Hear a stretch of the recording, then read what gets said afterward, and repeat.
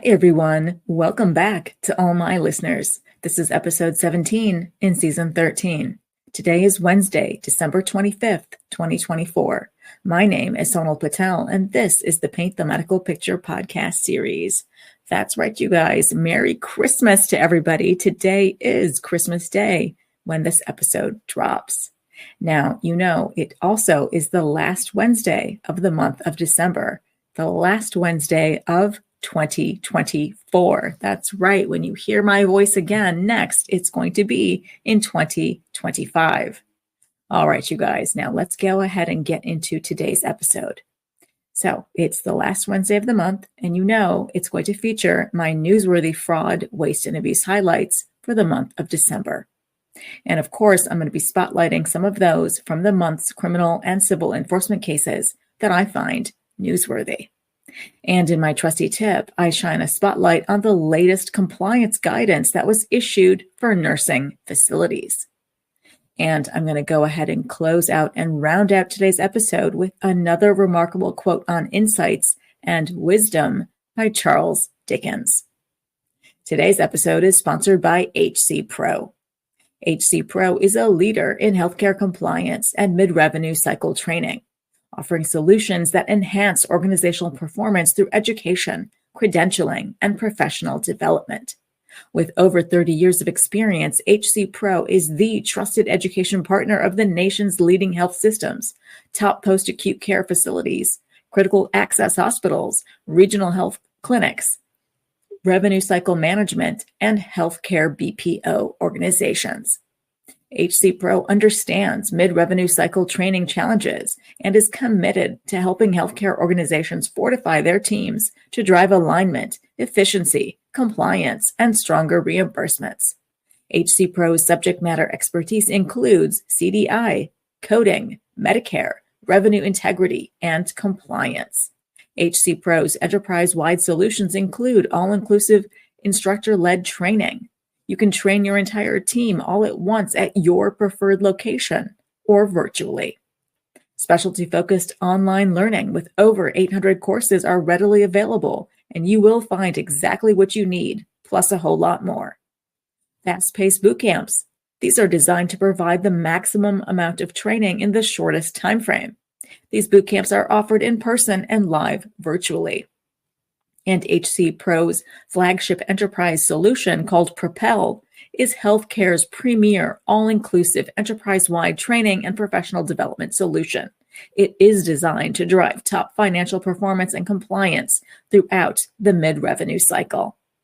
So go ahead and contact HCPro to learn more about their enterprise-wide solutions at 1-800-650-6787 or visit www.hcpro.com. All right, you guys, let's get into it. So in today's Newsworthy, the month's fraud, waste, and abuse cases highlight the month of December, and December saw a whopping 54 cases as of the recording of this episode. Early December saw a Lumberton-based behavioral health provider agreeing to pay over $2.5 million to settle Medicaid fraud allegations. Here, Southeastern, a behavioral health business in Lumberton and Maxton, as well as its two owners, Bertha and Virgil Hutchinson, have agreed to pay over $2.5 million to settle civil allegations that they falsely billed North Carolina Medicaid for services that were not rendered. Southeastern has also agreed to enter into an integrity agreement with the Office of the Inspector General, the OIG, and the United States Department of Health and Human Services, HHS, as part of the settlement. Specifically, the United States and the state of North Carolina allege that Southeastern and the Hutchinsons improperly submitted claims to North Carolina Medicaid for services that were not, in fact, rendered, evidenced by recipient interviews establishing that services were not necessary at all, were systemically not rendered as billed, that services were billed for patients who were incarcerated or deceased on the billed dates of service, and by a pervasive lack of medical records supporting either the provision of or necessity for the billed services during the period from March 1st, 2016 through July 14th, 2020. The governments allege that Southeastern's and the Hutchinson's conduct violated the federal and North Carolina False Claims Acts. It should be noted that the civil claims resolved by settlement here are allegations only, that there has been no judicial determination or admission of liability. Now, early December also saw a podiatrist and patient recruiter sentenced for $8.5 million worth of compounding fraud schemes. A podiatrist and a patient recruiter were sentenced to 45 months and 60 months in prison, respectively, and ordered to pay over $7 million in restitution for their role in a scheme to fraudulently bill TRICARE, the healthcare program for U.S. service members and their families, for compounded creams that were medically unnecessary and procured through kickbacks and bribes. According to court documents and evidence presented at trial, Brian Carpenter was a podiatrist who signed prescriptions for compounded pain and scar creams for TRICARE beneficiaries to whom he never spoke and whom he never examined or treated. A 71-year-old patient recruiter recruited Carpenter to sign the prescriptions and recruited TRICARE beneficiaries to accept the medically unnecessary creams.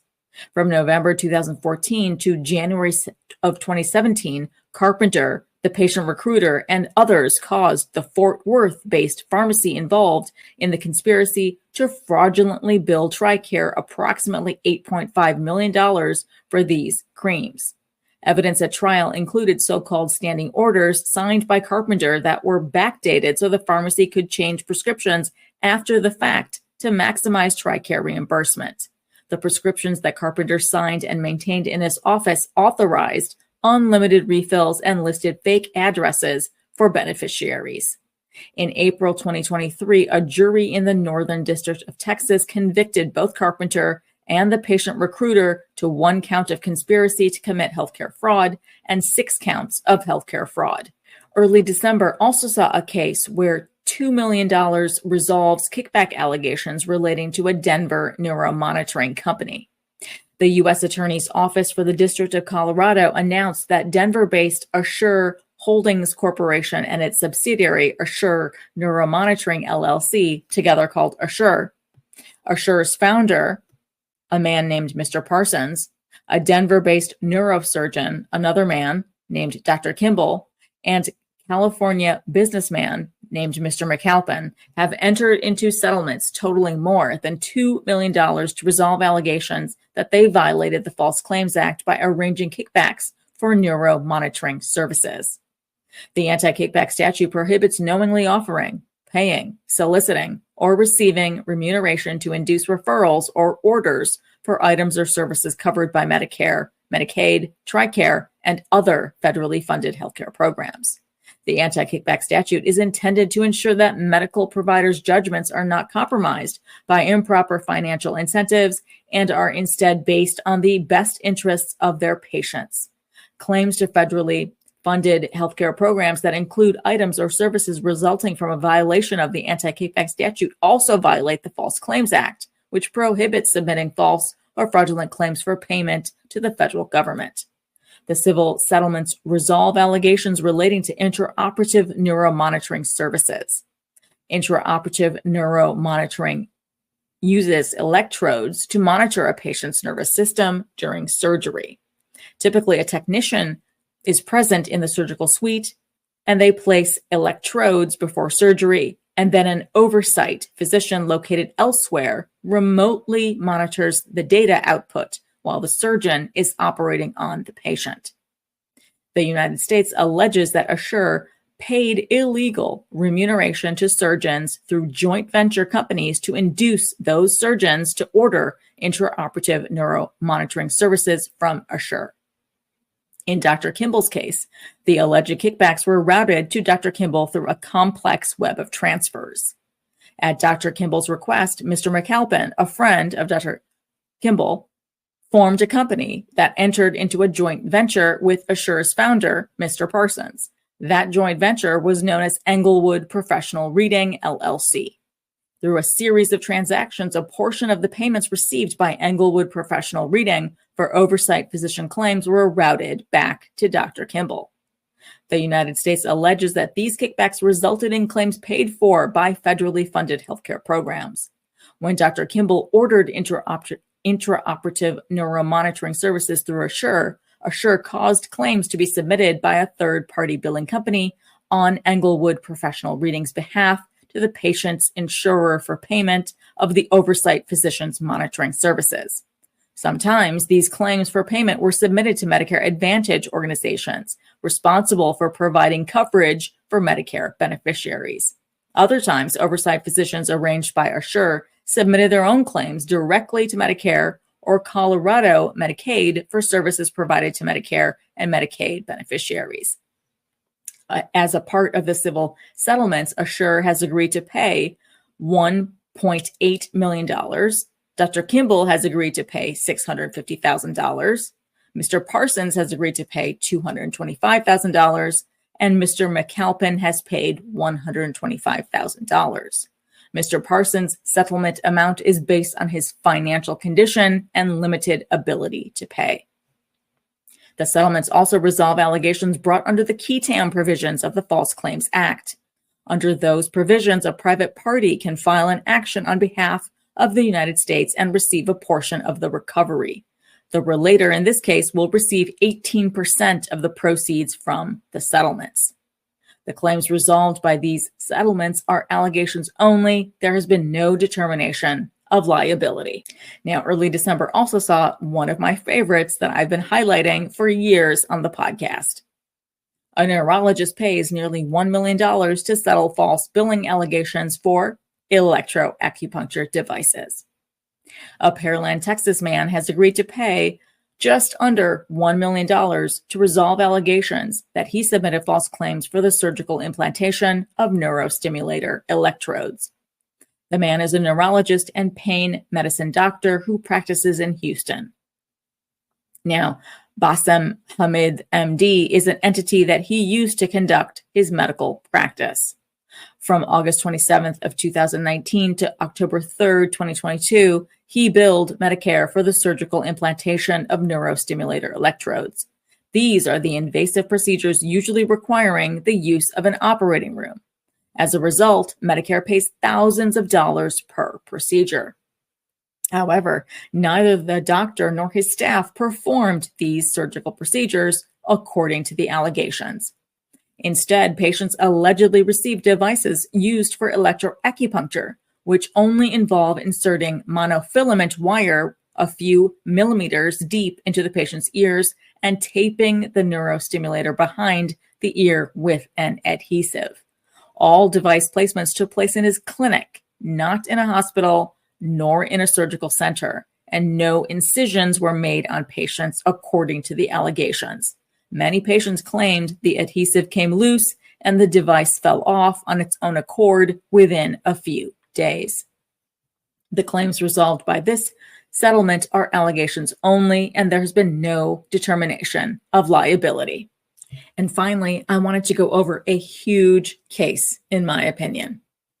Now, mid-December saw the Justice Department announcing resolution of criminal and civil investigations into McKinsey & Company's work with Purdue Pharma, LP, former McKinsey senior partner charged with obstruction of justice. McKinsey will pay $650 million, cease work relating to controlled substances, and implement significant new compliance measures.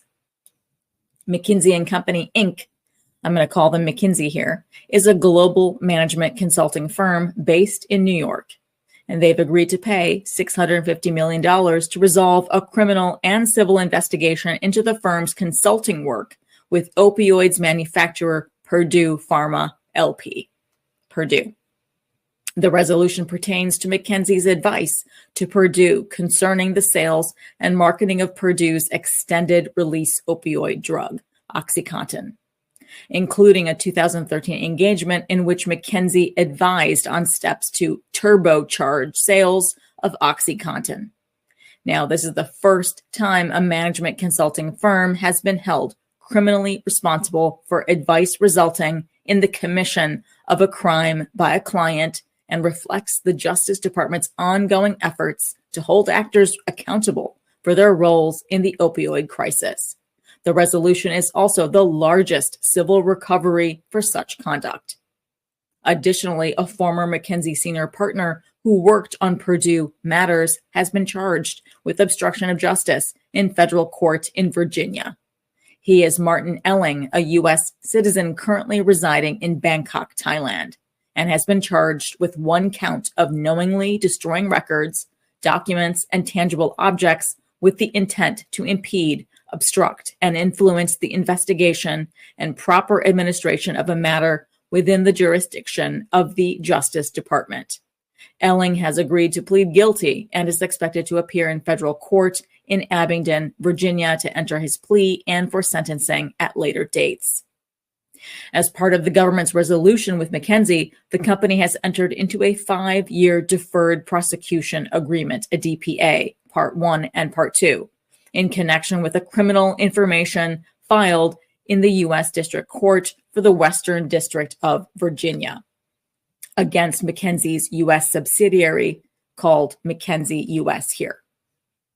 The information charges McKinsey U.S. with one felony count of knowingly destroying records, documents, and tangible objects with the intent to impede, obstruct, and influence the investigation and proper administration of a matter within the jurisdiction of the Justice Department, and one misdemeanor count of knowingly and intentionally conspiring with Purdue and others to aid and abet the misbranding of prescription drugs held for sale after shipment in interstate commerce and without valid prescriptions.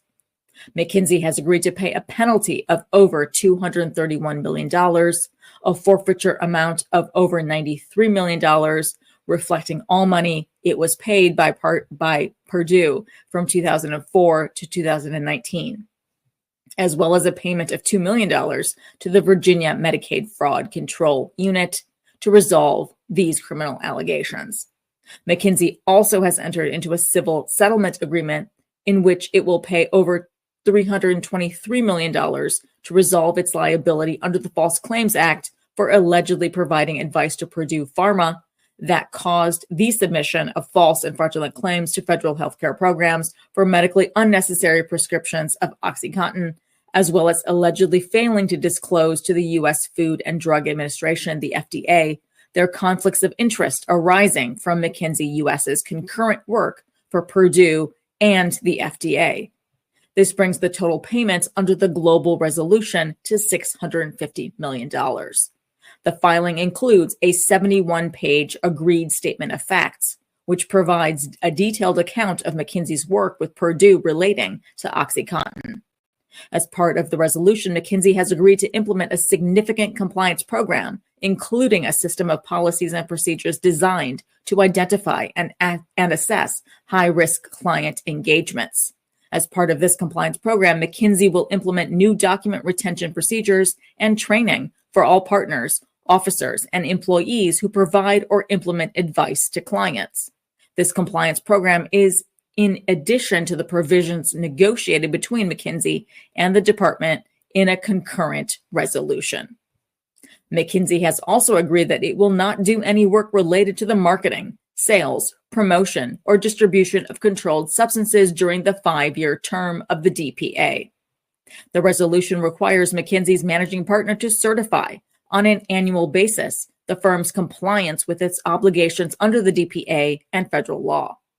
As described in the DPA, McKinsey received credit for its cooperation with the United States in connection with the criminal investigation, including providing updates regarding information obtained through its internal investigation, highlighting documents of interest in voluminous productions, and facilitating interviews. McKinsey also engaged in extensive remedial measures, including voluntarily stopping all work in 2019 on any opioid-specific business issues, terminating 2 senior partners, including Elling, who communicated about deleting opioid-related documents concerning Purdue, hiring a new chief legal officer and chief ethics and compliance officer, significantly enhancing its new client selection framework, and deploying a formalized diligence review and intake process for all clients. McKinsey has agreed to continue to cooperate with the United States. Now, McKinsey's criminal liability for misbranding. The criminal misbranding charge was based on McKinsey's advice to Purdue Pharma, as set forth in the agreed statement of facts that were filed.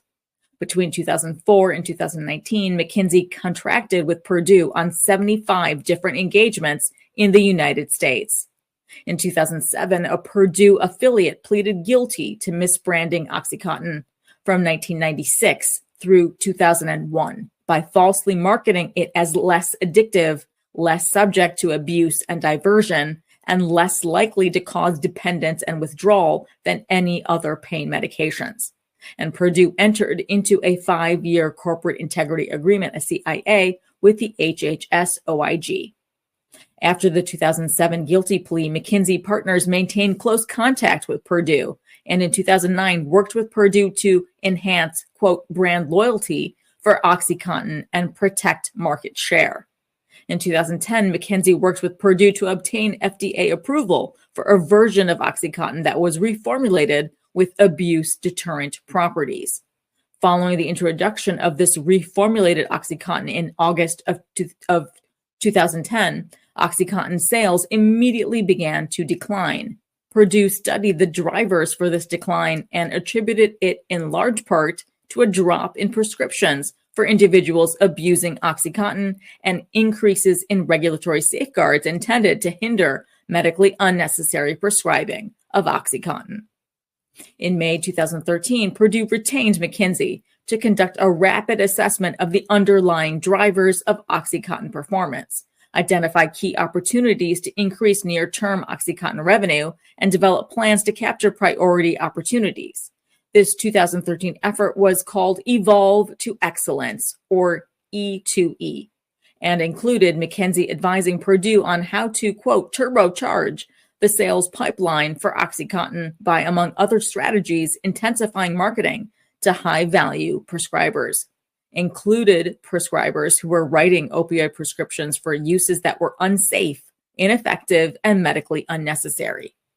McKinsey consultants spoke with Purdue about the concerns and increasing reluctance of pharmacists and pharmacy chains to fill prescriptions for OxyContin as abuse of the drug rose.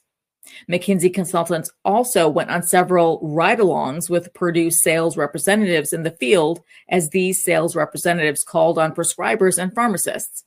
In notes about one of these ride-alongs, a McKinsey consultant wrote in part, quote, pharmacist had a gun and was shaking. Abuse is definitely a huge issue, end quote. In August of 2013, McKinsey partners met with certain members of the Purdue Board of Directors, members of the family that controlled Purdue, to present McKinsey's findings and proposal. As one McKinsey partner reported afterwards, quote, by the end of the meeting, the findings were crystal clear to everyone, and they gave a ringing endorsement of moving forward fast, end quote. McKinsey also described for Purdue the financial value at stake, quote, hundreds of millions, not tens of millions, end quote. For Purdue and McKinsey, E2E was a financial success. Their targeting of high-value prescribers slowed OxyContin's declining sales and kept Purdue's profits flowing at the expense of public health. After conclusion of McKinsey's work for Purdue on E2E, McKinsey performed additional work with Purdue that also sought to maximize OxyContin sales by further targeting sales efforts to high-value prescribers. Now, let's move on to the obstruction of justice by former McKinsey senior partner. According to the charging documents that were filed, Elling served as the director of the client services team for approximately 30 of McKinsey's engagements with Purdue. He had a senior relationship-focused role with respect to the E2E engagement and was involved in securing the engagement for McKinsey. On July 4th of 2018, Elling allegedly emailed another senior partner, quote, just saw in the FT that Purdue board member is being sued by state's attorneys general for her role on the Purdue board. It probably makes sense to have a quick conversation with the risk committee to see if we should be doing anything other than eliminating all our documents and our emails. Suspect not, but as things get tougher, there might be someone to turn on, end quote. Now, according to court documents, forensic analysis of Elling's McKinsey-issued laptop found that Elling, in fact, removed materials related to McKinsey's work for Purdue from the laptop, as well as a Purdue-related folder from his Outlook email account. Elling faces a maximum penalty of 20 years in prison, 3 years of supervised release, and a fine of up to $250,000 for the obstruction of justice charge. A federal district court judge will determine any sentence after considering the U.S. sentencing guidelines and other statutory factors.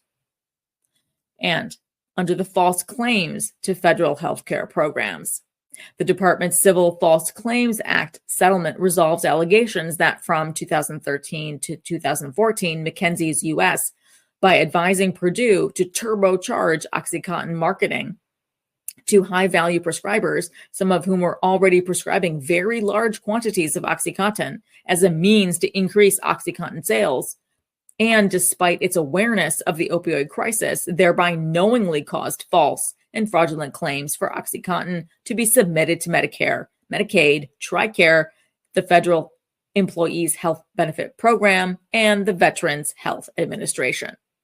Along with this civil settlement, McKinsey U.S. entered into a 5-year corporate integrity agreement with HHS-OIG. The CIA, HHS-OIG's first with a management consulting firm, contains novel obligations regarding risk assessment and quality control.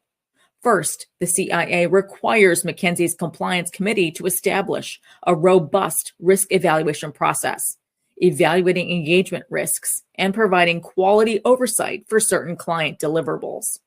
Second, it requires McKinsey to establish a quality review program to assess the quality of McKinsey's advice to certain life sciences and healthcare clients, with the dual goals of ensuring that McKinsey complies with applicable laws and does not provide or assist clients with plans, advice, or strategies that violate the law. HHS-OIG will select an independent compliance expert to review McKinsey's systems and processes under the Quality Review Program and to review a sample of McKinsey client engagements, including the advice provided to those clients. Now, moving on, for the false claims to the FDA. The Department's Civil False Claims Act settlement also resolved allegations that from 2014 to 2017, McKinsey U.S. knowingly misled the FDA by assigning consultants to concurrently work on both FDA projects and competitively sensitive Purdue projects, contrary to McKinsey U.S.'s conflict of interest policy. While soliciting a contract from the FDA, McKinsey U.S. represented to the FDA that it had a conflict of interest policy in which its consultants serving the FDA would not be assigned to a competitively sensitive project for a significant period of time following an assignment for the FDA. The FDA then awarded McKinsey U.S. the first in a series of contracts on a project relating to the monitoring of the safety of FDA-regulated products. McKinsey U.S. admitted that it did not inform the FDA that its consultants worked on the Purdue projects around the same time those consultants also worked on the FDA project. Now, the details contained in these charging documents and civil resolution are merely allegations. All defendants are presumed innocent until proven guilty beyond a reasonable doubt in a court of law. All right, now it's time for my trusty tip. As promised, by the end of 2024, we have a new compliance document. The OIG has issued a direct and specific compliance guidance document for nursing facilities. Nursing facilities can use the ICPG, or Industry Segment Specific Compliance Program guidance, to help identify their own risks and implement an effective compliance and quality program to reduce those risks. Now, this 59 PDF page document is a rich resource for nursing facilities, including our SNFs, or those skilled nursing facilities. Now, in my opinion, assisted living facilities can find it useful as well. There's an important section that addresses compliance risk areas that involve quality of care and quality of life.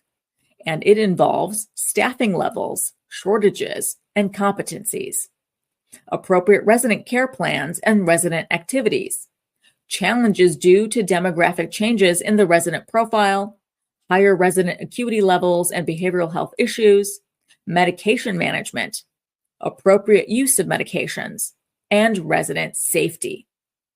Now, there's another vital section that involves Medicare and Medicaid billing requirements for appropriate reimbursements. And of course, the document dives into the federal anti-kickback statute, the AKS, when it comes to the arrangements for hospitals, for hospices, for value-based care, and so much more. So make sure you take the time to read the Nursing Facility ICPG, because together with the OIG's General Compliance Program Guidance, the GCPG, that applies to all individuals and entities involved in the healthcare space. Now, this will serve as OIG's updated and centralized source of voluntary compliance program guidance for nursing facilities. Nursing facilities can use the ICPG to help identify their own risks and implement an effective compliance and quality program to reduce those risks. And finally, I focus Season 13 Spark on insights and wisdom. I want this 13th season Spark to be filled with our world's thought leaders, writers, artists, philosophers, everyone whose words provide us with insights and wisdom. So, in this week's inspiring quote in Spark is from Charles Dickens. There is a wisdom of the head and a wisdom of the heart. So very true, right? This quote points out that wisdom is twofold. Both head and heart matter. Wisdom of the head is often quite different than wisdom of the heart. But this quote inspires us to keep growing, to keep learning, to keep inspiring for wisdom, for both head and heart. I'm happy Charles Dickens' Spark still inspires so many. All right, you guys, that wraps up today's episode. Now, it's Christmas Day. I hope you guys are busy opening up those beautiful gifts as well as giving gifts today. Now, I know we're deep in the holiday mix, right? Those of you who celebrate Christmas, Hanukkah, Kwanzaa, it's all right here. So I really, really wish everybody a warm and loving holiday season. Hope you get to spend time with your family and friends, anyone you hold dear. Now, I'm going to see you all in the new year. I wish you all so much for the better in 2025. All right, you guys, thanks so much for listening on today's episode. And I hope every week with me brings you closer to helping your providers paint a masterpiece. See you next Wednesday.